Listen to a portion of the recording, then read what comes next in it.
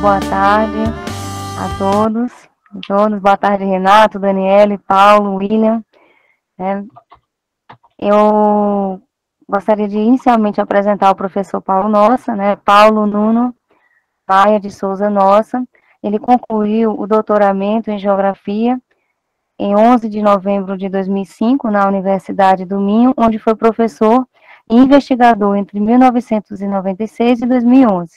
Atualmente, é professor auxiliar no Departamento de Geografia e Turismo da Universidade de Coimbra, autor de 21 artigos publicados em revistas especializadas, além de 16 capítulos de livro e 6 livros. Como investigador, participou em 6 projetos, sendo investigador responsável em um projeto. Desenvolveu pesquisas no campo das políticas de saúde e nas múltiplas relações entre saúde e território. Foi coordenador da Unidade de Prevenção ao HIV/AIDS entre 2003 e 2005 pelo Ministério da Saúde e, devido à formação no ensino da geografia, tem colaborado no mestrado em ensino da geografia na Universidade do Minho e Universidade de Coimbra, bem como projetos de abandono escolar precoce, educação e formação em Portugal. Atualmente é investigador do Centro de Estudos de Geografia e Ordenamento do Território, em Coimbra.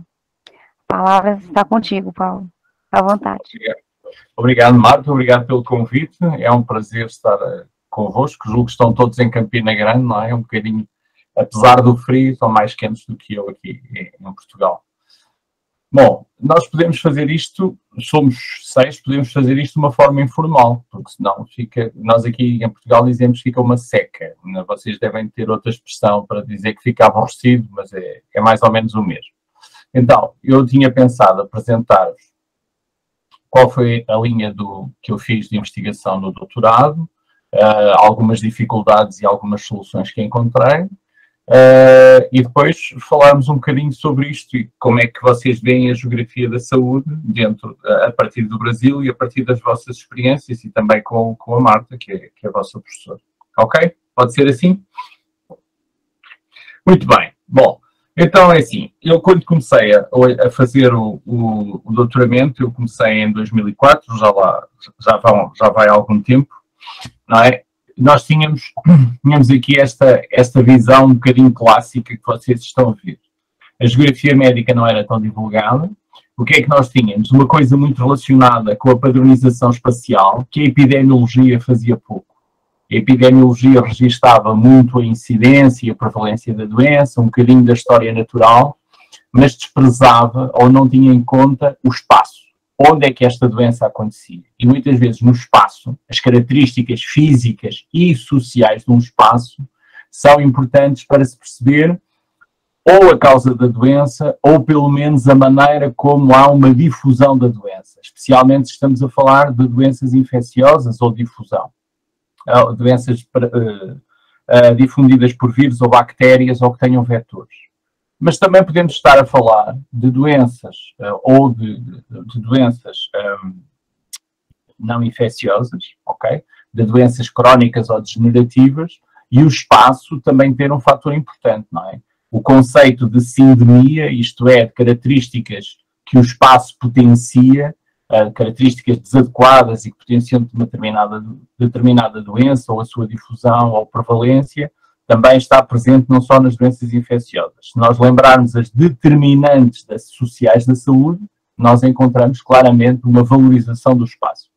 Essa valorização, de uma forma mais sistemática pela OMS, começou a partir de 2010, mas até lá o espaço tinha sido, era falado, mas não era incorporado na investigação como é hoje. Hoje o espaço que é o objeto de trabalho dos geógrafos. Portanto, eu andava um bocadinho por aqui.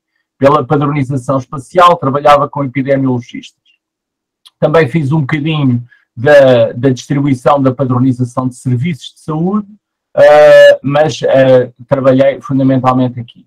Depois, dentro daquilo que é a geografia, enfim, médica ou de saúde, os ingleses são sempre muito aborrecidos porque eles continuam a falar em medical geography. Eu prefiro falar em geografia da saúde, porque é mais adequada, não é só uma questão de médicos, tanto é abrangente na saúde e na doença, mas se vocês lerem alguma literatura inglesa, britânica, eles continuam a falar de Medical Geography. Como eles são um bocadinho teimosos, não vale a pena estarmos a discutir isto com eles. Mas consensualmente, mesmo os americanos falam de Geography of Health ou Health Geography e é pacífico. Então, nesta dimensão que está à vossa direita, nós passamos a ter uma dimensão humanista, ok? Uma estruturalista, que eu acho que é particularmente interessante. Porque é que eu chamo a atenção desta estruturalista materialista crítica? Isto foi uma estrutura proposta curiosamente, por uma britânica, Sarah Curtis. Porquê? Porque ela permite ver quais são os fatores económicos, sociais e políticos, incluindo a política de saúde, que podem ajudar ou contrariar a prevalência ou difusão de determinadas doenças. Por isso, eu acho, do meu ponto de vista pessoal, que esta abordagem estruturalista crítica continua a ser muito importante quando nós falamos hoje de geografia da saúde contemporânea. Embora eu, curiosamente, continue a trabalhar aqui nesta dimensão, por questões diversas, continuo a trabalhar com uma equipe de médicos e, portanto, de vez em quando tenho que ir para a epidemiologia. Uma outra linha é a geografia cultural, isto é, utiliza métodos mais da etnografia, da antropologia e faz uma abordagem cultural, sobretudo em determinadas doenças. Por exemplo, as doenças mentais ou o espectro da doença mental, seja das mais leves ou das menos leves, ou de perturbações de personalidade, etc., elas são muito marcadas por aquilo que pode ser uma abordagem cultural. Elas são uma entidade diagnóstica, mas o contexto cultural que permite a sua expressão ou a sua censura é muito mais interessante. Eu acho que permite uma explicação mais rica e uma discussão mais rica quando falamos de geografia do domínio da saúde mental. Há 2 semanas arguí uma tese que era exatamente sobre geografia, os aspectos territoriais relacionados com a saúde mental em Portugal. E isso são aspectos relativamente interessantes. Eu não vos vou amassar com esta parte mais teórica, ok? Então, temos uma linha muito cartográfica, de cartografia, como eu já vos disse, que era muito seguida pelos epidemiologistas, ok? E que as ferramentas de SIG vieram dar uma abordagem muito mais robusta, automática, permite colocar vários... Não estou a partilhar nada que já não saibam, até porque eu sempre que encontro alunos do Brasil, eles são sempre muito robustos em SIG, permite vários layers. Esses layers não têm que ser só de aspectos físicos do território, podem também ter características sociais, pode ser a renda, situações de violência, prevalência de violência, prevalência de privação, o que nós acharmos adequado. É útil, eu não nego que, para termos uma explicação mais rica, se nós conseguirmos ter um mix entre aquilo que é o território e as competências naturais de um geógrafo e um bocadinho de história natural da doença, conseguimos perceber um bocadinho da história natural da doença, que é dada pela medicina, muitas vezes nós conseguimos fazer cruzamentos que a área da saúde por si só não faz. Porque a área da saúde lê muito o corpo e os sinais do corpo e da doença, mas esquece que muitas vezes o espaço está por trás dessa sinalização ou da semiologia, ok? Por isso, se o geógrafo conseguir ter um bocadinho de compreensão da história natural da doença, eu acho que é, como às vezes dizem, uma mão na roda, não é? É muito mais útil porque normalmente a área médica não olha para o espaço dessa dimensão, ok? Quando ela olha para o espaço existe vetor, não existe vetor, não é? O agente está na água ou o agente não está na água. Faz esse tipo de abordagem muito determinante. Portanto, a cartografia já vinha do século XIX, claro que os SIG deram um input enorme.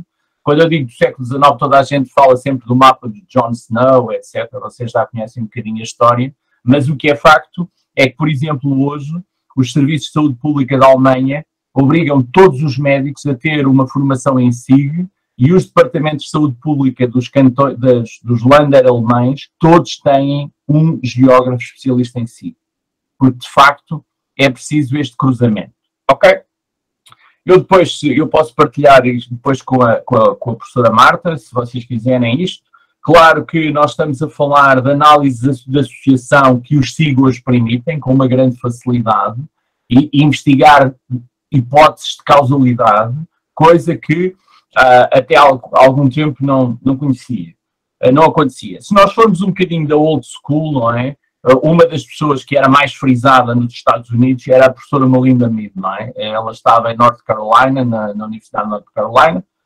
Eu sou um bocadinho mais velho do que vós, não quero ter aqui nenhuma inconfidência em relação à professora Marta, mas ela é bastante mais nova do que eu, mas provavelmente, mesmo assim, também estudou pelo manual da Melinda Mead, que era Medical Geography. E ela, a dada altura, tem lá uma coisa que diz: se não é cartográfico, se não se pode cartografar, então não é geográfico.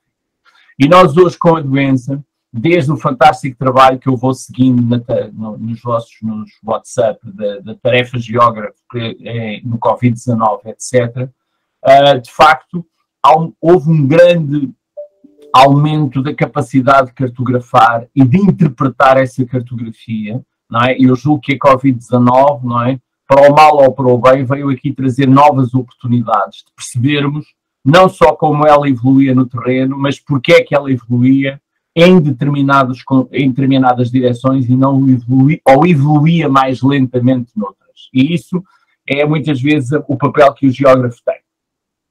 Aqui eu refiro-me aos estudos ecológicos, não é? Que procuram padrões de regularidade, sejam de doença, sejam de determinado setor. Claro que muitas vezes nós temos aqui que estar atentos aos viés de agregação. Um bocadinho de estatística espacial dá imenso jeito para perceber o problema das pequenas áreas ou dos baixos números, não é? E isso é uma coisa que eu já encontro pessoas no Brasil a fazerem isso muito bem, até melhor do que aqui em Portugal, pela associação que têm com estatistas e com pessoas da área da cartografia, e às vezes algum viés de especificação, mas isso depois podemos falar mais à frente, ok? Portanto, esta era uma parte que nós tínhamos aqui. Uma das pessoas que mais deu contributos para este domínio dos estudos da difusão foi o Peter Gould. O Peter Gould, o Agathe já tinha, e o Gould, sobretudo em 93, ao investigar o VIH-Sida. Provavelmente vocês conhecem estes mapas, não é? Conhecem este mapa, onde aqui nós temos o espaço geográfico convencional, eram as cidades que estavam aqui com indicadores de prevalência de AIDS, ok? Mas quando ela colocava num espaço relativo, ele via que havia uma espécie de hierarquia de cidades. E ele tentou perceber porque é que umas cidades tinham maior número de incidência e de prevalência e que as colocava no ranking, não é? Havia uma hierarquia de casos e de gravidade da pandemia e outras que não tinham. E ele vai ver isso através de quê? Das ligações dos transportes diretos. Vai ver se aquelas cidades tinham ligações entre si, ou através de comboio, ou através de linhas de bus, de autocarro, não sei como é que vocês dizem, acho que é de bus, não é? Linhas de autocarro que ligavam aquelas... De ônibus, desculpa, é exatamente isso. Ele então, através dessa conectividade, ele vai perceber quais são as cidades e percebe que há uma hierarquia nos casos de VIH consoante a conectividade da cidade. Se a cidade era tinha maior conectividade, e para os mais antigos lembram-se de fazer a teoria dos grafos, do Schimble, os índices de Schimble, etc., o que é que ele mostrava? Mostrava que se estava ligada por aeroporto, comboio de alta velocidade e ônibus direto, a probabilidade dela saltar, dela pipocar para um ranking mais elevado era maior e, portanto, ele vai construir o mapa B, é um mapa de espaço relativo a partir da interatividade entre centros urbanos. E isto vai muito pela teoria dos lugares centrais, não é?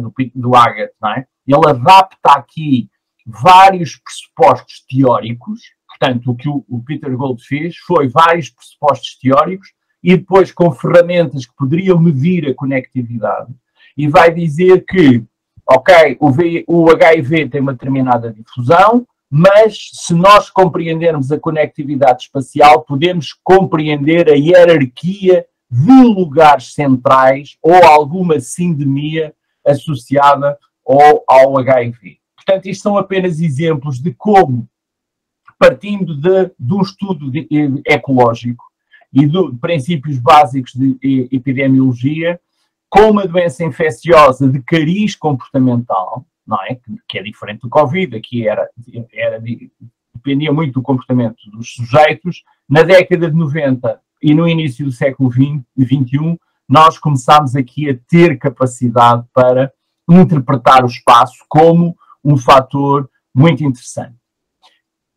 O que é que eu fui fazer? Eu comecei a olhar para o HIV um bocadinho antes de 2004, quando comecei a minha tese, em 2000. E porquê? Porque em Portugal, os primeiros casos que aparecem têm uma conexão africana. Como vocês sabem da história de Portugal, nós tivemos durante muito tempo, hoje, desculpem, só voltar atrás, hoje sabe-se, hoje, 2022, sabe-se que o HIV provavelmente começou a circular no continente africano na década de 30, ok? E que quando ele passa a barreira de espécie dos animais, que era uma zoonose, e por questões de alimentação, ele passa dos animais para os humanos, nós em Portugal começámos a ter os primeiros doentes, aparecem-nos na década de 90, e eu estava, por acaso, estava ligado à área hospitalar por investigação e começamos a perceber que os primeiros doentes que nos aparecem todos tinham um passado africano. O que em Portugal não era difícil, porque nós tínhamos colónias Angola, Guiné e Moçambique. E das duas, muitos deles, a maior parte deles tinha estado na guerra colonial. Ok? E, portanto, tinham sido soldados que tinham estado 2 ou 3 anos em território de guerra e voltavam para Portugal. E, entretanto, alguns deles começam a dar sinais de infecção. E isto foi uma coisa que me chamou a atenção. Estávamos num período em que o HIV/AIDS ainda não era bem conhecido, nem compreendido. Então eu comecei a seguir esse rastro militar. Porque é que havia muito mais pessoas infectadas que tinham sido militares e quase todas em territórios africanos, tinham um passado africano. Então, uma das hipóteses que nós colocámos e que confirmámos em alguns deles é que provavelmente eles tinham sido infectados no cenário de guerra porque muitos tinham sido atingidos por granadas ou por estilhaços e tinham sido feitas, era o que se fazia na altura, transfusões de sangue diretas. Na altura, em cenário de guerra, só se perguntava qual é o teu tipo de sangue e resolvia-se a situação. E muitos deles provavelmente foram infectados naquele contexto. Então, como nós tivemos 4 ou 5 casos nos nossos doentes do hospital em que isso foi possível demonstrar, eu comecei também a seguir o que se passava com migrantes. Então, quem é que nos está a aparecer? São nacionais ou são migrantes? São pessoas que tiveram algum tempo no estrangeiro e comecei a seguir esta rota da migração a par da rota militar. E foi assim que eu me interessei pelo HIV. Foi por uma questão mais geográfica do que propriamente por uma questão clínica. Ok? Depois, como vocês sabem, e não vos quero amassar muito, a AIDS teve um grande estigma. Esse estigma ainda hoje pode ter, mas quando falamos de 2000 até 2005, o estigma era muito grande. Porquê? Em primeiro lugar, porque estas coisas, quando são doenças sexuais, é sempre um problema, não é? Se vocês pensarem que em algumas doenças sexualmente transmissíveis, como a sífilis, não é? Percebemos que o nome não é por acaso. Sífilis vem do grego do pastor Sífilos, que guardava porcos, não é? Portanto, era sempre sexualidade, uma coisa de transgressão, ligada a coisas pouco próprias, ok? Porque, como vocês sabem, no Velho Testamento o porco até era um animal impuro. Então, havia muito essa ligação. E eu interessei-me por esta questão da sexualidade porque havia um grande estigma para o HIV que esteve mais ou menos até 2005. Primeiro, porque era uma doença mortal. Hoje é uma doença crónica através das terapêuticas antirretrovíricas, no qual o Brasil teve um papel importantíssimo em 2005. Foi o único país do mundo que ameaçou quebrar as patentes. E eu, na altura, estava no Ministério da Saúde e acompanhei isso muito bem. A Fundação Oswaldo Cruz teve um papel importantíssimo, porque a indústria, a Big Pharma, não estava a querer ceder para os países em desenvolvimento os avanços terapêuticos que permitiam salvar vidas. Então, o que é que nós tínhamos? Nós, ao princípio, tínhamos o AZT, que nem fazia bem, nem fazia mal, desculpem-me a confidência, não é? E as pessoas morriam em 3, 4 anos. Ok? E depois começámos a ter mais alguma coisa, mas as pessoas morriam, tinham 5, 6 anos de vida.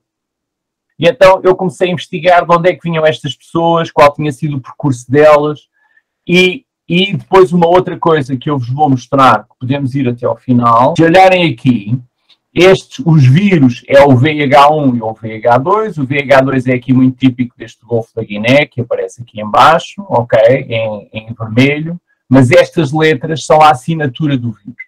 E permitem-nos perceber qual é a sua origem geográfica. E reparem, a Europa começou aqui a ter confluências de vários subtipos. E estes subtipos são característicos de pessoas que são contaminadas em diversas partes do mundo.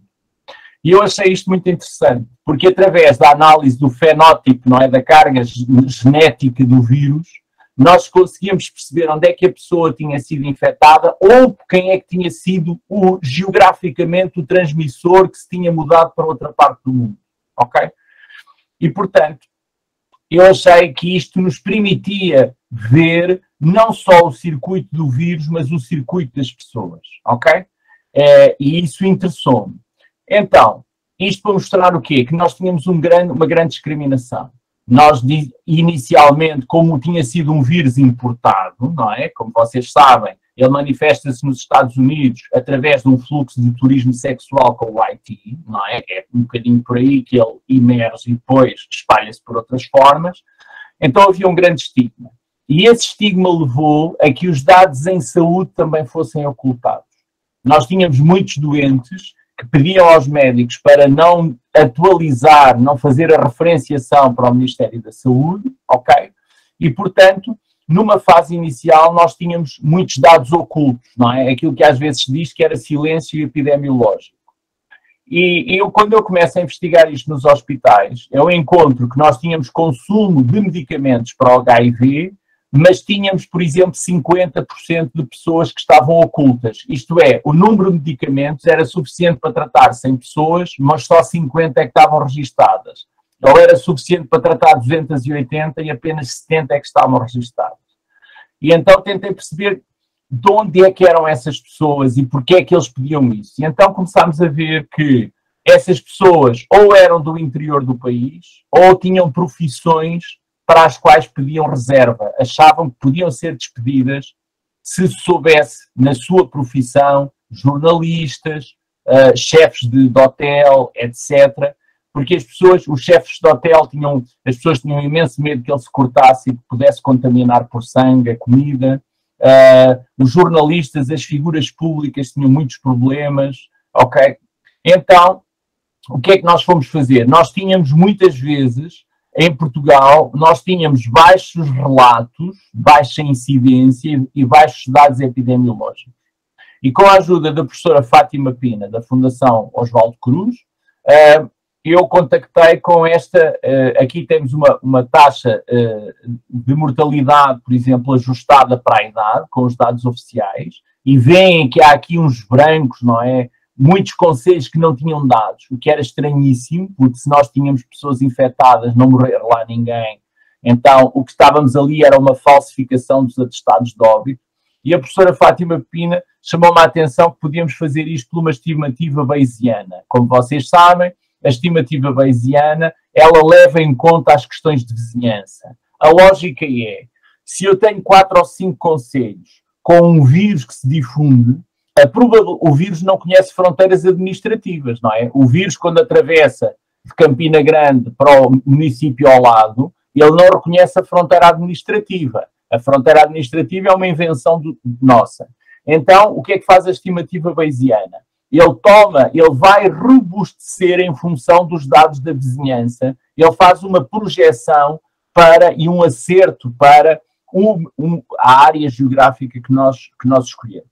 Então, esta estimativa bayesiana, que já se tinha aplicado, havia 3 ou 4 estudos pelo professor, agora estou a esquecer o nome em inglês, Trevor Bailey, ele já tinha feito isso para a área do cancro, ok? Sobretudo para os pequenos números, não é? Para os pequenos dados. Então, nós, com a ajuda da professora Fátima Pina, nós começámos a fazer uma estimativa bayesiana de mortalidade e de incidência para Portugal. E começámos a perceber que estávamos a acertar.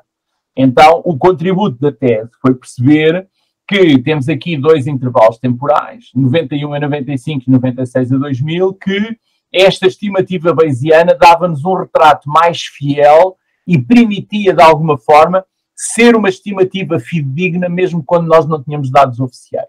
Ok? Portanto, é uma ferramenta que permite ao geógrafo fazer uma leitura, mesmo quando os dados oficiais estão relativamente silenciosos ou são de pouca confiança. E isto, à data, porque eu já estou a ficar um bocadinho velho, foi inovador, não é? Isto, à data, em 2004, 2005, apareceu aqui como inovador. Claro que agora estamos 15 anos à frente e eu sei que há muitas pessoas no Brasil já a trabalharem e muito bem com esta estimativa bayesiana. Aliás, não foi por acaso que ela foi desenvolvida pela professora Fátima Pina, que estava na Fundação Oswaldo Cruz, e foi aí que nós discutimos. Depois tentámos ver a clusterização espacial, ok? E tentámos perceber como é que havia aqui a distribuição do vírus em Portugal, ok? E o que é que nós vimos? Que numa fase inicial ele tinha entrado pela área metropolitana de Lisboa, o que faz sentido porque é a área da capital, a área com maior rendimento, com maior mobilidade de pessoas, mesmo com mais migrantes, mas que no intervalo a seguir ele salta para a área metropolitana do Porto, que é a segunda mais importante, e vem aqui um bocadinho para esta parte aqui abaixo, a sul, que é o Algarve. E vocês devem estar a pensar, mas isto diz-nos alguma coisa? Enquanto geógrafos diz, aqui, se nós estamos a tratar com a capital, aeroporto, uma área de emigração grande, de uma recepção grande de migrantes africanos, existem aqui 3 concelhos, estes aqui na margem norte e 3 na margem sul, que têm uma solidariedade de migrantes africanos e que se vão apoiando uns aos outros e que concentram ali grandes comunidades. Isto já é menos verdade no Porto, ok? E aqui, no Algarve, não havia explicação. Até começámos a perceber que o que estava aqui no Algarve, perto da fronteira com Espanha, estava muito relacionado com o turismo sexual. Estava muito relacionado. Aqui é um destino de turismo por excelência, ok? Nós aqui temos temperaturas, o verão aqui começa em abril e acaba em outubro. Temos uma temperatura média de 25 a 28 graus e água do mar a 23. Portanto, para o Mediterrâneo europeu, não era mau. E, portanto, é uma zona muito procurada aqui por ingleses, alemães e holandeses, ok? E então isto apareceu.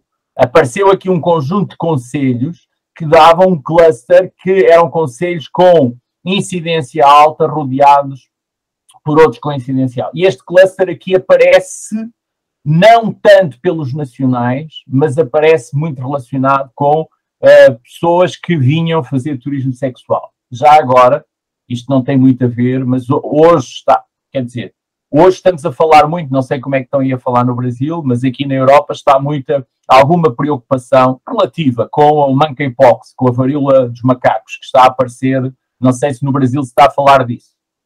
Professora Marta, quer-me ajudar? Sim, estão falando sim já.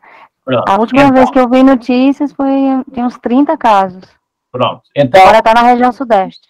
Sudeste. Aqui em Portugal, a monkeypox onde é que aparece? Exatamente no Algarve. Porquê? Muito relacionado com turismo sexual vindo de Inglaterra. Aparece em Espanha, no Mediterrâneo. Se vocês tivéssemos aqui um mapa, o Mediterrâneo espanhol continua para aqui e esta zona do Algarve. Uma vez mais, porquê? Pessoas com elevada rotação, não é? Que vêm, estão 3, 4 dias e partem para outra parte do mundo. E então, essas preocupações mantêm-se relativamente atuais. E depois o que é que nós fomos fazer assim de mais inovador em termos de ferramentas? Foi utilizar um interpolador de distância inversa, não é? Um kernel, como vocês chamam, para ver o quê? Para aplicar isto ao risco de mortalidade, ok? E, portanto, deu-nos umas coisas interessantes. É um interpolador também que utiliza os mesmos dados dos concelhos com maior densidade, com maior segurança de dados, e permite uma projeção para os concelhos sem dados e com menor densidade. E então o que é que ele nos deu? Ele chamou-nos a atenção aqui para a área metropolitana do Porto, que estava menos presente. Lisboa é o normal, mas reparem aqui, foi chamar a atenção para esta área de fronteira.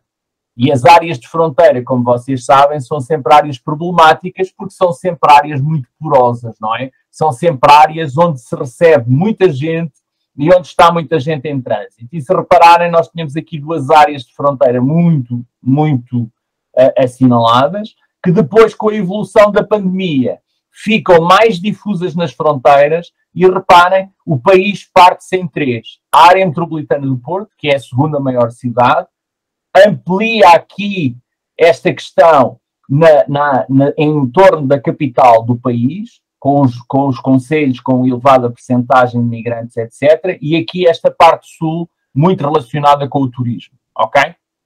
Muito relacionada com o turismo. Depois, se quiserem, podemos discutir um bocadinho o impacto do turismo em algumas doenças. Então, um dos nossos principais problemas, nós fizemos este diagrama, era como chegar aos dados em saúde, uma vez que o próprio Ministério da Saúde assumia que tinha uma subnotificação. A boa notícia é que nós fizemos este estudo, ok? Fizemos estes estudos, tentámos quebrar um bocadinho o silêncio epidemiológico, fomos ver quais eram os hospitais que estavam a atender o maior número de pacientes com HIV e aqueles que estavam oficialmente notificados, os que estavam registados. Fomos ver a diferença entre os atendimentos e a notificação oficial e chegámos à conclusão que havia concelhos onde estas diferenças eram muito significativas. E então fizemos algum trabalho de bastidores sobre a qualidade do atendimento. Tentámos perceber porque é que estas diferenças entre o ser notificado e o ser tratado, se isto era uma boa prática. À data, em Portugal, por questões de estigma, nós nunca, em Portugal e como no Brasil, não se identificava o nome da pessoa, só se notificava a pessoa com um código.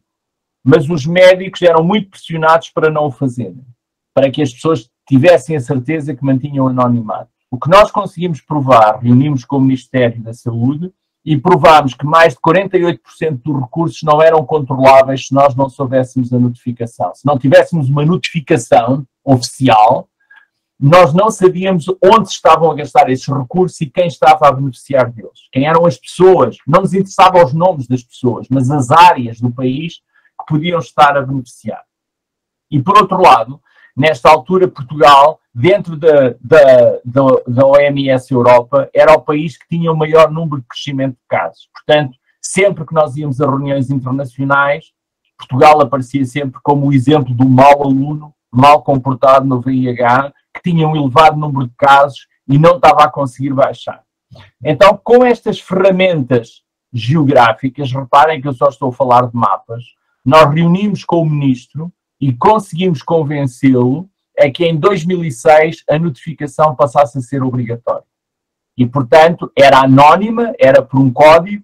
O impacto que nós tivemos nas políticas públicas foi, com ferramentas geográficas, demonstrar o silêncio que havia em algumas partes do país, demonstrar que estávamos a aplicar alguns recursos e que esses recursos nem sequer às vezes estavam a corresponder às áreas de risco mais elevadas e, portanto, convencemos o poder político, não é? Um bocadinho contra a vontade dos médicos, na altura não foi muito fácil, e em 2005, 2006, sai um despacho que obriga à notificação obrigatória e identificar o concelho de origem, ok? Não é preciso saber o nome da pessoa, só é preciso saber qual é o concelho onde reside, se é homem, se é mulher e a faixa etária, para haver uma qualidade do controle. Portanto, se alguma coisa teve um final feliz foi esta, foi ferramentas geográficas conseguirem ajudar a compreender, a dar a compreender ao poder político que era importante estar atento a isto e, de facto, tivemos sucesso e passámos a ter a notificação obrigatória. Esta foi, assim, resumidamente, um bocadinho a história da minha tese e a de doutorado e a consequência prática que ela teve na saúde pública em Portugal. Devem estar a pensar, e este cromo está para aqui a falar, e desde 2005 se doutorou até agora, o que é que tem feito?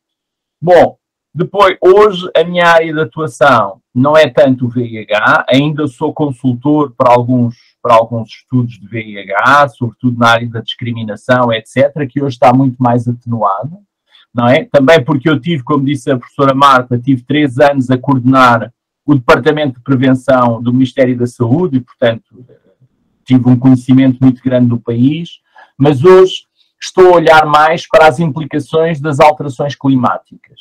As alterações climáticas, como vocês sabem, há cientistas que concordam, outros que acham que estão um bocadinho exageradas. Essa discussão existe, mas não me interessa muito. O que nós sabemos é que, com ou sem alterações climáticas, há fenómenos extremos que são cada vez mais frequentes.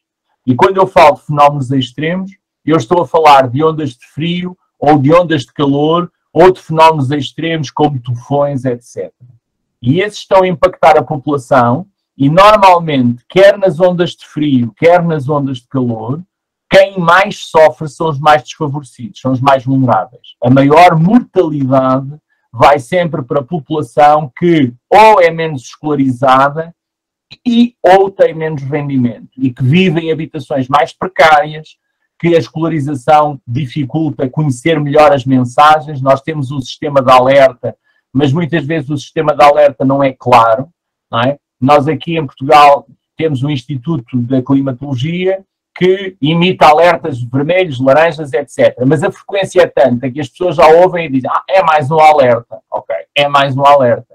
E nós em 2017 tivemos um grande incêndio que foi no meio de uma onda de calor brutal e morreram 117 pessoas. E isso deixou o país muito traumatizado, porque as pessoas não levaram a sério os alertas. Então tentámos perceber porque é que as pessoas não levaram a sério os alertas da onda de calor. Quantas pessoas, eu não sei se vocês têm noção, mas morre-se no mundo, morre-se mais com uma onda de frio do que com uma onda de calor. O número de mortes por ondas de frio nos idosos é superior às pessoas que morrem com ondas de calor. Houve uma elevada onda de calor, se não estou em erro, acho que foi em 93 ou 94, que só na cidade de Paris matou 2.000 e poucos idosos, 2.100, se não estou em erro. E, portanto, aquilo que hoje nos parece, se calhar para os mais jovens, é, mas isto é óbvio, se estamos numa onda de frio e de calor, as pessoas têm que tomar medidas. É verdade, hoje isso é óbvio. Há 15 anos atrás não se tomavam medidas nem alertas. Hoje isso é óbvio, mas se pensarmos nos sem-abrigo, nos mais desfavorecidos, nas pessoas que não conseguem aquecer as suas casas quando tem uma onda de frio, porque não têm capacidade de pagar o aquecimento, ou as pessoas que não conseguem refrigerar as suas casas numa onda de calor e os impactos que têm em alguém que é idoso, que é hipertenso, que é diabético ou que tem um problema de saúde mental, nós acabamos sempre por nos parecer óbvio, mas no final de cada onda de calor nós continuamos a ter um elevado número de mortes excessivas. Claro que há países menos preparados do que outros, mas as alterações climáticas estão a trazer um importante impacto para esta discussão. Porquê? Não me interessa tanto aqui discutir se as alterações... O clima, como vocês sabem, sempre se alterou, é um registro médio ao longo de 30 anos, tal. Há anomalias, é verdade, mas o que me interessa é estes fenómenos extremos estão a impactar ou não a vida das pessoas. Os fenómenos extremos parece haver consenso, eles são mais frequentes. Nós estamos a ter situações de catástrofe mais frequentes, estamos a ter situações de ondas de frio e de calor mais frequentes na Europa e no resto do mundo, ok? Até o impacto que as secas estão a ter. E então, é um bocadinho nesse domínio que eu estou agora. Estamos a preparar um curso de... É engraçado, a geografia está a liderar com a medicina, juntámos 2 cursos e estamos a preparar técnicos superiores para a intervenção em cenário de catástrofe, mista entre equipas de médicos e equipas de geógrafos e de engenheiros, um bocadinho para responder a esta previsão.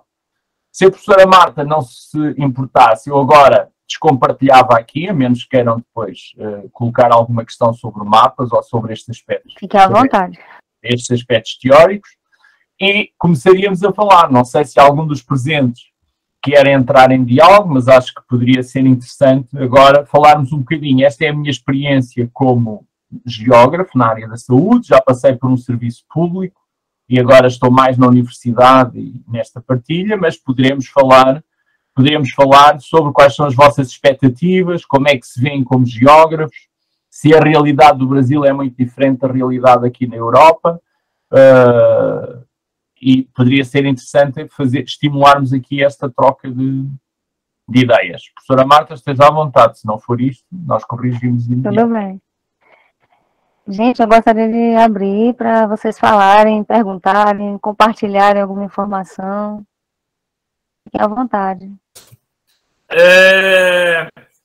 Aqui na universidade, eu cheguei muito tarde aqui. Eu trabalhei muito cedo e só agora eu pude voltar a estudar e entrei no superior. E eu sei que existe um ciclo natural do planeta de esfriamento e aquecimento. E até onde eu sei, nós estamos ainda numa fase de aquecimento para daqui mais um bocado de tempo começar a curva, começar a virar para poder esfriar novamente. Essa fase de aquecimento e esfriamento que o senhor está estudando, não seria, de repente, um indício de que a gente está nessa fase de transição, de chegar ao extremo do aquecimento do planeta, para depois nós começarmos a fazer a curva para poder começar o esfriamento novamente? Obrigado. Ok, obrigado. Eu não investi, como eu disse, a parte do clima, não sou um especialista em climatologia. Eu só coloquei essa questão porque, como vocês sabem, há muitas pessoas que dizem exatamente isto, que o clima é dinâmico e que tem períodos de aquecimento, não é? E tem períodos de arrefecimento e que talvez não valha a pena nós estarmos muito preocupados porque isto é dinâmico.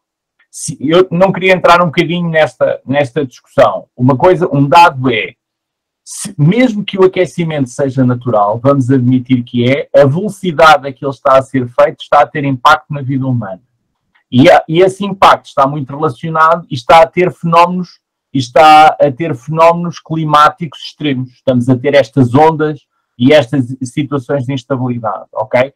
E é sobre essas que me preocupa, é o tipo de desastres que estão a afetar a população. E como é que as populações mais vulneráveis, não é, que estão sobre aquilo que nós desenhamos como mapas de risco, se podem precaver para lidar ou para gerir esses fenómenos climáticos extremos, seja por frio, por calor ou por secas prolongadas.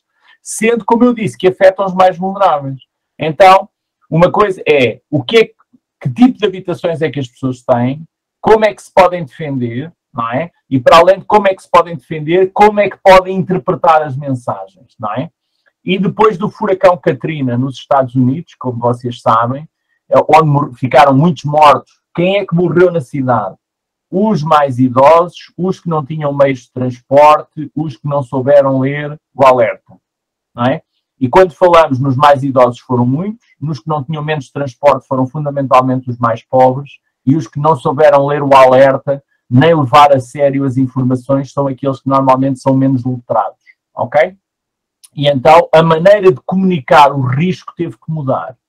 E passou a existir um outro indicador, que é um indicador de vulnerabilidade social. A vulnerabilidade social também mede a capacidade que uma comunidade tem de se reerguer depois de uma catástrofe, não é? Como é que as pessoas podem enfrentar o dia seguinte? E é um bocadinho nisso que eu agora tenho estado a dedicar-me. Portanto, eu não sou propriamente um climatologista, eu concordo com o que o Paulo disse, de facto o clima tem oscilações, essas oscilações medem-se em grandes intervalos de tempo, mas o que me preocupa agora um bocadinho mais é, nessas oscilações há fenómenos extremos que estão a impactar pessoas, e essas pessoas são as mais vulneráveis. Como é que eu posso fazer para as ajudar a prepararem-se para esses cenários de crise climática, ok? Seja por frio, calor, seca, o que for. Não sei se esclareci, se respondi à sua pergunta, Paulo. Obrigada, okay, Paulo. Tem mais alguém que gostaria de perguntar ou fazer algum comentário? Ai, gente, que silêncio. Estou muito envergonhado. Olha, Posso fazer? pode fazer outra, Paulo, senão quem vai perguntar sou eu. Não, Pode perguntar. é mais uma curiosidade.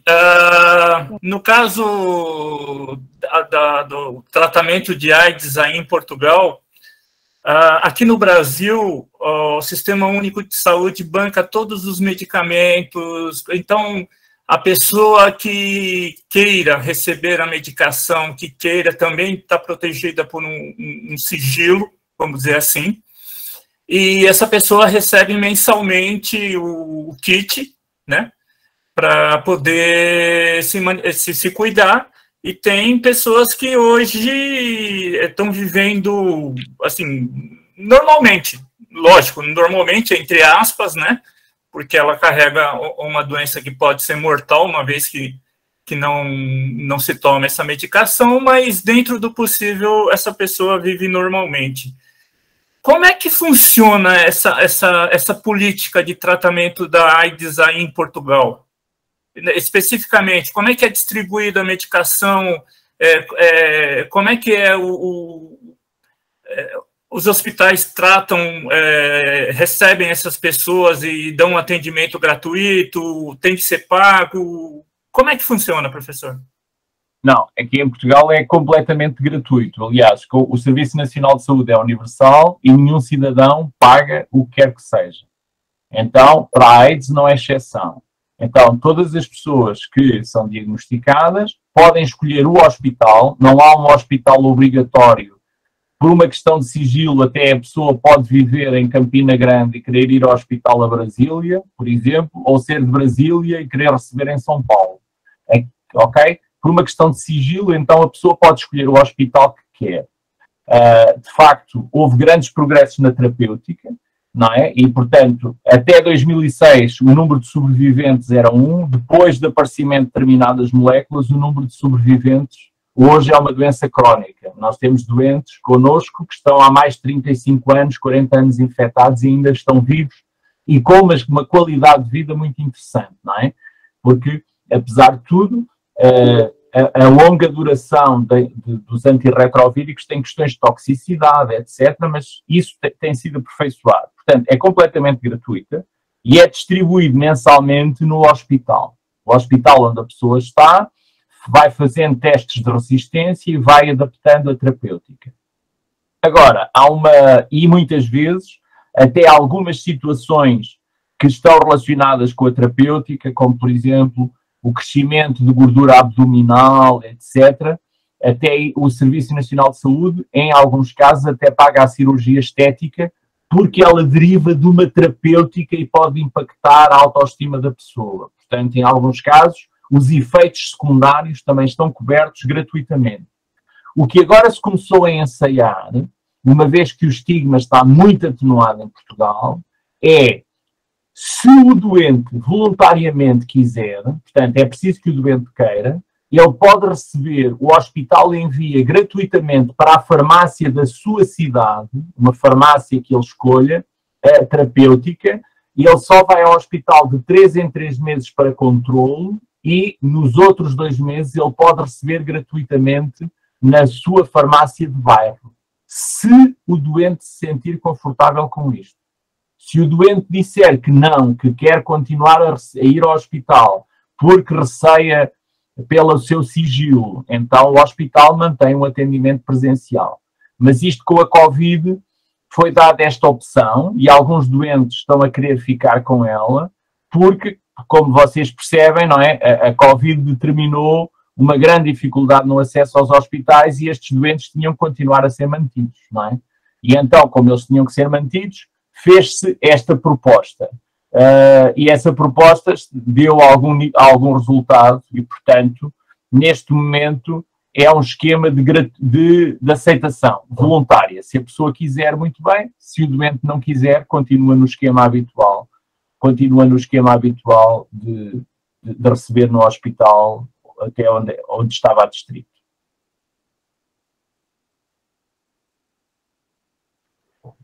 Paulo, eu tenho uma pergunta em relação àquele mapa que você mostrou sobre aquele mapeamento genético, né, mundial, para poder rastrear, né, a migração do vírus. Eu queria saber quais são as fontes, como é que vocês trabalham com isso, porque eu já vi isso em outras publicações, só que não ficou muito claro, assim, como é que a gente consegue, a gente como geógrafo, né, não estou falando do pessoal da área da saúde mesmo, porque eles têm as fontes também mais fáceis, né, nesse sentido. Mas como que a gente da geografia pode conseguir? Os da geografia, nós conseguimos isso se estivermos com uma equipe de biólogos ou num laboratório de virologia. E eu, por acaso, tinha a sorte de, no hospital onde estava, isso ser feito. Porquê é importante fazer isto? Porque, consoante o fenótipo do vírus, há determinado tipo de terapêuticas que são mais adequadas do que outras, ok? E, portanto, o hospital fazia isto por rotina para determinar as resistências a determinados fármacos. E então começou a perceber que podia haver um padrão. E nós ajudámos a identificar isso. Ou seja, nós muitas vezes tínhamos um padrão africano, ok? Ou tínhamos um padrão de incidência mais europeu, e isso ajudava-nos a perceber o que é que estava a circular ou onde é que as pessoas estavam a contaminar, ok? Por exemplo, se a Marta fizer isso agora para os doentes nos últimos 5 anos, provavelmente vamos encontrar um padrão genético do vírus diferente do que tínhamos há 10 anos. E isso está relacionado muitas vezes com as migrações, ok? Ou com o turismo, ok? E isso, nós só lá... É uma forma... Isso permanece-nos oculto a menos que façamos isto. E isso, normalmente, é um bioquímico que faz dentro de um laboratório hospitalar que trabalha com virologia, nem é preciso ser um laboratório de alta segurança, e eu tive a sorte de, no hospital onde estava, isso existir um desses laboratórios que fazia esta genotipagem. E, portanto, nos 500 e tal doentes, nós conseguimos perceber qual era a origem, inicialmente mais africana, depois foi-se democratizando, mais europeia, e até em termos de fluxos turísticos, nós conseguimos perceber se é mais o fluxo turístico que está a infectar ou se é outra situação. Isto é, se o fenótipo for exterior àquilo que é endémico na região, não é? Pode Entendi. Então, realmente, é um dado que é um pouco difícil da gente ter acesso, né? Nesse sentido. Mas hoje, quer dizer, eu não sei como é que estão aí, como é que está neste momento aí no Brasil, mas o que eu acho que é cada vez mais importante é as pessoas conseguirem trabalhar dentro de equipas multidisciplinares, não é? Ou seja, o geógrafo faz uma leitura e oferece um determinado nível de saber e pode permitir, e o biólogo ou o bioquímico devolve de outra forma, não é? E se depois... Imagine, é muito interessante fazer um artigo onde está um geógrafo com determinada interpretação do espaço e o bioquímico dá-lhe estes dados, porque o bioquímico normalmente não está atento aos padrões de migração, não está atento aos padrões de turismo, ele só sabe que era um gene AB tal, e que agora mudou na prevalência, mas não lhe interessa ou não quer saber porque é que mudou ou que fluxos é que estão a mudar, se é o turismo ou se é a economia que está a impactar. E nós temos uma visão mais territorial e isso já nos interessa. Verdade. Aí chegando na outra pergunta que eu estava querendo também fazer. Como é que vocês trabalham essa relação da geografia, turismo e saúde aí em Portugal, ou a sua experiência, né? Não sei como é que... É assim, ainda nós temos que trabalhar muito a relação do turismo, saúde e a geografia, mas eu acredito, se nós repararmos, grande parte das doenças infecciosas, como a Covid e outras, a grande alavanca da sua rápida distribuição são os fluxos turísticos. E isso vai ser inevitável. Porquê? Porque três coisas fundamentais. A globalização trouxe a desregulação do espaço aéreo, não é? E, portanto, os voos ficaram mais baratos. Até à Covid agora estão absurdamente caros, não é? Mas os voos ficaram particularmente baratos. Tivemos muito mais pessoas a movimentarem-se num curto espaço de tempo, e uma outra coisa que nós passámos a ter foi a maior capacidade de autonomia dos aviões permite voos intercontinentais. E porquê é que eu estou a chamar a atenção para isto? Porque as doenças infecciosas, vou-vos dar um caso. Toda a gente já ouviu falar do vírus de ébola. O vírus de ébola é um vírus hemorrágico. típico, aparece ali, é endémico do Uganda, do Gabão, da Guiné, anda ali naquela zona. Ok?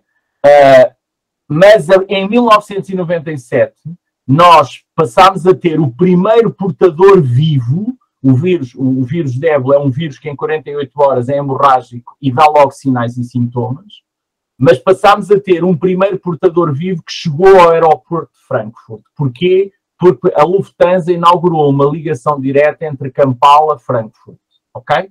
E uma antropóloga que tinha andado a fazer investigações em grutas foi mordida por um morcego e chegou infectada com ébola, viva, ao aeroporto de Frankfurt.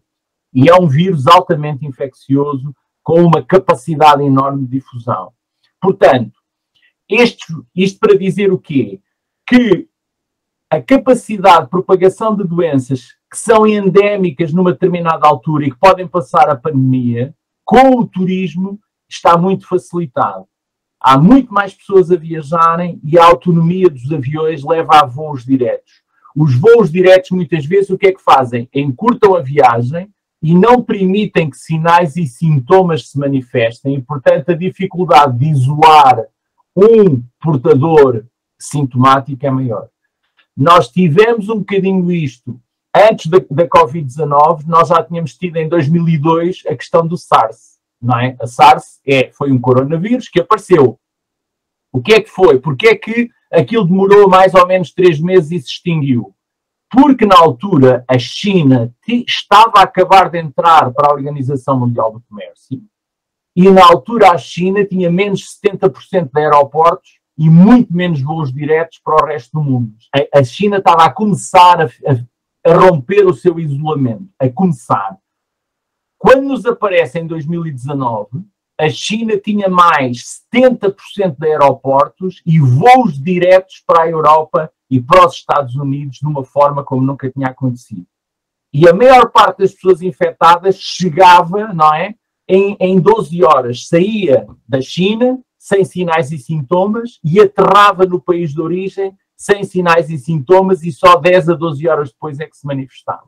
E por isso é que eu acho que o turismo, como é uma grande alavanca, há cada vez mais pessoas a fazerem turismo e a capacidade económica das pessoas cresceu de uma forma significativa.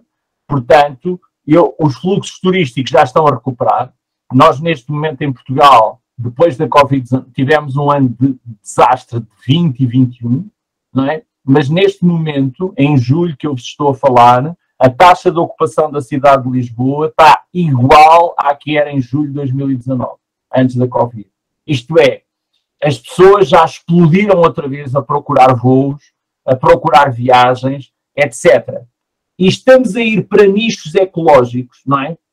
O turismo exótico, que está a ser feito para as Filipinas, para determinadas ilhas, etc. E que as pessoas depois regressam em 10 ou 12 horas ao país de origem, se não tiver determinado tipo de controle sanitário ou de alerta, pode-nos trazer problemas.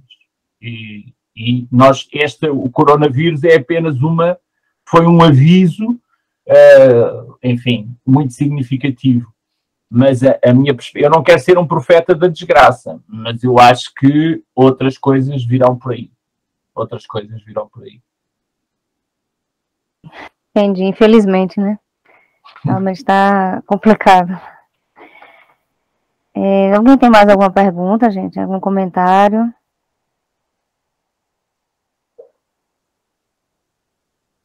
Não? Renato, quer falar alguma coisa? Professora, tem uma pergunta no chat. No chat, deixa eu procurar. William, boa tarde, sou de Espírito Santo, faço geografia na Universidade Federal de Espírito Santo. O meu telefone está com problemas de áudio e a minha pergunta é em relação ao perfil das pessoas que vivem com HIV/AIDS. Sabe-se quanto ao estigma que ficou dos anos 80, houve mudança. Quanto ao perfil que era das pessoas LGBT em Portugal atualmente? Bom, nós em Portugal tivemos aqui uma alteração.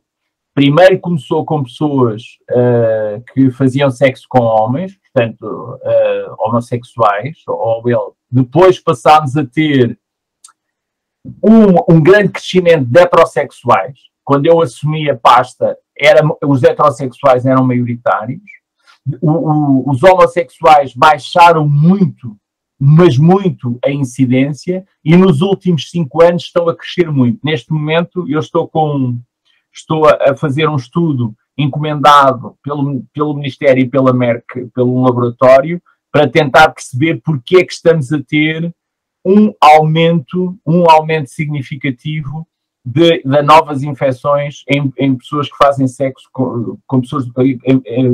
em pessoas que fazem sexo com pessoas do mesmo sexo. E isto está relacionado porque são muito jovens. Então, provavelmente, o que nos está a aparecer as primeiras indicações preliminares já não olham para o HIV como uma doença mortal, olham como uma doença crónica e, portanto, como uma doença que tem solução. Portanto, vale a pena correr o risco ou ter comportamentos mais ousados, não é? E os mais novos não percepcionaram o drama que aconteceu na década até 2000, 2006. As pessoas que hoje estão a ser infectadas com 19, 20 anos, não é? Nasceram em 2000, portanto não têm memória daqueles anos trágicos. E, portanto, hoje voltamos a inverter em Portugal. A maior incidência está outra vez em pessoas LGBT, mas fundamentalmente dentro dos LGBT, homens que fazem sexo com homens, ok? E extremamente jovens, não é? E esses extremamente jovens olham para o HIV como uma coisa que se resolve. E, de facto, é uma doença crónica, mas tem custos. É passar, a partir dos 19 ou 20 anos, a viver com uma terapeuta antirretrovírica que tem toxicidade, que não permite uma vida, permite viver com alguma qualidade, mas tem os seus custos também do ponto de vista fisiológico. Mas tivemos, portanto, respondendo concretamente, primeiro homossexuais, depois um período ao contrário, de grande prevalência de heterossexuais, ok? E nos últimos 5 anos, outra vez, um grande crescimento de pessoas que fazem sexo com outros homens.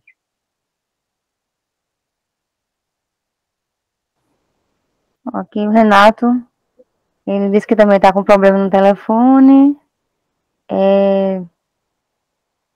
Quero agradecer ao professor Paulo pelo trabalho, né, de grande relevância. Na Amazônia, o Renato estava a falar, estávamos a seguir da Amazônia.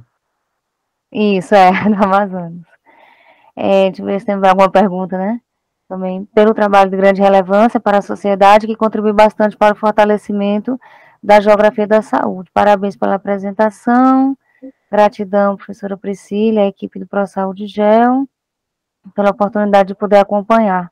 Obrigada também, Renato. Eu que agradeço também a tua presença, viu?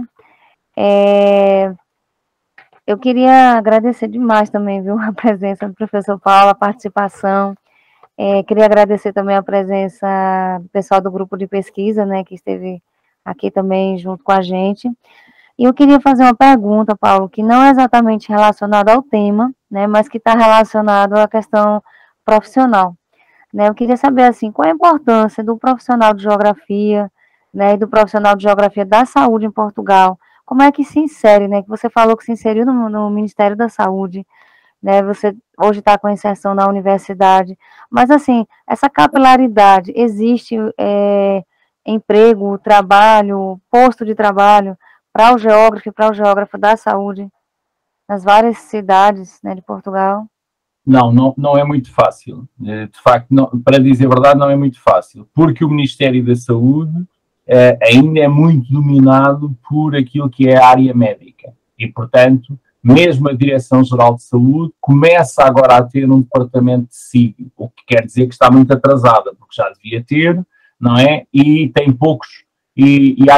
Por exemplo, agora nesta altura da Covid, ela fez alguma prestação de serviços com os nossos colegas da Geografia de Lisboa. Portanto, aí, neste período da Covid, sim, eles pediram ajuda aos geógrafos para fazerem inquéritos, para ajudarem a cartografar, etc. Mas não é fácil, essa capilaridade não é muito fácil. Eu tive a sorte de estar no hospital e na altura de nós estarmos com um grande crescimento do AIDS e de o diretor do hospital ser convidado e ter feito uma equipa a partir do hospital dele, não é? Uma equipa que foi para o Ministério. Isso foi uma sorte, quer dizer, costuma ser, foi mesmo, foi uma sorte, foi estar no lugar certo, na altura certa, e que me permitiu depois outras coisas. Agora, a Covid-19 demonstrou aqui que é preciso ter sistemas rápidos e flexíveis de cartografia e de detecção de padrões. E acho que agora o nosso Ministério da Saúde percebeu isso. Nós tivemos aqui um surto há 5 anos atrás de legionela. Como vocês sabem, a legionela é uma doença infecciosa e ela propaga-se através do haze, não é, de vapor d'água. E o que é que aconteceu? Foi duas fábricas que libertam grandes quantidades de vapor d'água para a atmosfera e que a legionela é uma bactéria que fica muito alojada em canalizações com água tépida ou morna, ok? E, portanto, aquelas torres, por falhas de manutenção, os filtros não foram tratados na altura certa e eles começaram a emitir um haze, um vapor d'água, onde estava que as pessoas respiravam na via pública, ok? E não se sabia, começaram a aparecer pessoas infectadas com legionela, mas não se sabia a causa. E aquelas pessoas tinham um padrão. Eram do mesmo concelho, tinham estado no mesmo lugar na rua, etc. Eu vou dizer, porque há um bocadinho de vergonha, como é que a DGS, na altura, a Direção-Geral de Saúde, fez um SIG, não é? Fez um SIG arcaico, com alfinetes, no mapa, etc. Qualquer geógrafo tinha resolvido aquilo em 2 tempos, que era ver a incidência, fazer isso por código postal e fazer um layer da velocidade do vento, por exemplo, e foi assim, com a ajuda de geógrafos, que eles chegaram a identificar as 2 fábricas. Quando retiraram amostras das fábricas, das torres de refrigeração das fábricas, encontraram a bactéria. Portanto, ficou ali um bocadinho demonstrado que, sobretudo nas doenças infecciosas, que a presença desta leitura constante do território e de elementos do estado de tempo, que é muito feita por geógrafos, é particularmente importante. Mas não há uma grande capilaridade. Enquanto, por exemplo, na Alemanha existem estes gabinetes de saúde pública em todos os estados, e a Alemanha é grande, e com equipas multidisciplinares, não é? Em Portugal isso ainda não existe. E deveria existir, como provavelmente deveria existir no Brasil. Não sei se existe ou não. Bem, aqui no Brasil, até onde eu conheço, né, não sei, tem pessoas daqui de outros lugares, né, mas até onde eu conheço, tem em alguns casos isolados, né, em alguns municípios, né, no caso de Recife, eu não sei como está hoje, mas na época que eu fazia o doutorado, que era entre... Desculpa, gente, as crianças acabaram de chegar. No doutorado, que era o período de 2004 até 2008, eles dividiram, né, o município de Recife em distritos sanitários, e em cada distrito sanitário tinha um geógrafo na coordenação, né. Trabalhei também em Secretaria de Saúde. Tem o caso que pelo menos, eu ouvi, né, do Marcílio, Renato conhece, né, o Marcílio que trabalha na Fiocruz, no Amazonas, ele também trabalhou em secretarias de saúde até chegar no Fiocruz. Mas sempre assim, Paulo, são casos isolados, né, que a gente ouve, mas não é uma política mesmo assim a nível federal, alguma coisa que realmente veja essa importância. Eu queria que falasse alguma coisa que você gostaria, né, para dar algum recado para o pessoal, né, para poder a gente já ir para o encerramento desse momento. Eu quero agradecer demais, né, a sua presença. Foi ótima a tua experiência, né, de conhecer um pouquinho mais sobre esse seu trabalho. Não, para mim é um prazer. Já tínhamos estado muitas vezes juntos em congressos, mas sempre que eu tenha disponibilidade de horário, Marta disponha, ou se houver algum tema que possamos tratar conjuntamente de um e do outro lado, agora estas ferramentas permitem-nos e será um prazer. Aquilo que eu gostava de dizer é que, fundamentalmente, os geógrafos, muitas vezes, quando se propõem trabalhar numa equipa multidisciplinar, ficam um bocadinho assustados. E eu acho que não devem ter receio. Isto é, nós não vamos para uma equipa multidisciplinar para saber tanto quanto o médico, por isso é que ele lá está, nem para saber tanto quanto o biólogo. Temos que partir para uma equipa multidisciplinar sabendo que cada um vai dar um contributo e não ter medo de dar esse contributo, porque o que a experiência mostra é o médico sabe muito de história natural da doença, mas não olha para o espaço, não tem esse traquejo de olhar para o espaço como o geógrafo o lê. Ele olha para o espaço como uma coisa inerte, ok? Estava aqui a doença, mudou-se para ali, mas não pergunta porquê. o que é que potenciou isto, o que é que contribuiu, e quando olha, olha muito para o espaço físico, a parte, não é? Por exemplo, de privação, de violência, etc., esquece. Portanto, se tiverem oportunidades de trabalhar em equipas disciplinares, façam-no. Não tenham medo, porque as competências... uma equipa disciplinar não é uma equipa que não vai para competir por competências, vai para cooperar nas competências, não é? É para ser uma equipa de cooperadores. E aquilo que eu hoje, muitas das coisas que eu publiquei e da aprendizagem que fiz e o que muitas vezes me permite até discutir em algumas áreas um bocadinho diferentes, como agora estou a entrar um bocado na catástrofe com uma equipa de médicos, é fruto desta capacidade, não é da capacidade, foi da aprendizagem que eu fiz em equipas multidisciplinares. E, portanto, a nossa postura é, eu vou para cooperar e não terem medo de apresentar o vosso ponto de vista. Porque cada um tem o seu papel na equipa. E isso acho que é fundamental. Como estamos aqui poucos, eu posso vos dizer que quando assumi no Ministério da Saúde, fui o primeiro não médico a ter o cargo da unidade de prevenção. Estava um bocadinho assustado. Tomava várias vezes chá à noite para ver se dormia melhor. Mas, é assim, hoje nós também não temos... Os guidelines da OMS estão em todo lado, não é? Os guidelines hoje chegam por todo lado.